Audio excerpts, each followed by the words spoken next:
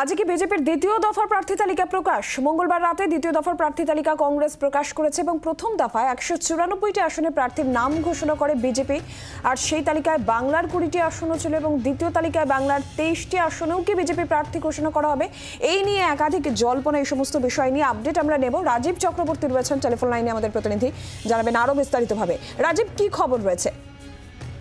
দেখো, আজকে সম্ভাবনা রয়েছে বিজেপির দ্বিতীয় পর্যায়ের যে তালিকা সেটি প্রকাশ করা এবং তাতে শতাধিক নাম থাকতে পারে। সকাল থেকেই সেই খবর আসছিল, কিন্তু এই মুহূর্তে যে খবর আসছে তা হলো বিহারের কয়েকটি প্রার্থীর নাম নিয়ে একটু জটিলতা তৈরি হয়েছে, আর ঠিক সেই কারণেই দেরি হচ্ছে। এবং তবুও সম্ভাবনা রয়েছে আজকে প্রার্থী তালিকার ঘোষণার। এবং যেমনটা তুমি বললে, এর আগে 2রা মার্চ 195 জনের তালিকা ঘোষণা করা হয়, যার মধ্যে পশ্চিমবঙ্গের 20 জনের প্রার্থী ঘোষণা করা হয়েছে। কিন্তু সেখান থেকে শুধুমাত্র আসানসোলের বিজেপি প্রার্থী পবন সিং তিনি ভোটে লড়তে অস্বীকার করেন এবং তার ফলে সংখ্যাটি নেমে আসে 194-তে এবং বঙ্গ বিজেপির যে প্রার্থী তালিকা সেই সংখ্যাটি এসে দাঁড়ায় 19-এ। সেক্ষেত্রে 23 জনের নাম এখনো ঘোষণা করতে হবে। সেই 23 জনের তালিকা সম্ভবত আজ ঘোষণা হতে পারে বলে বিজেপি সূত্রে জানা যাচ্ছে।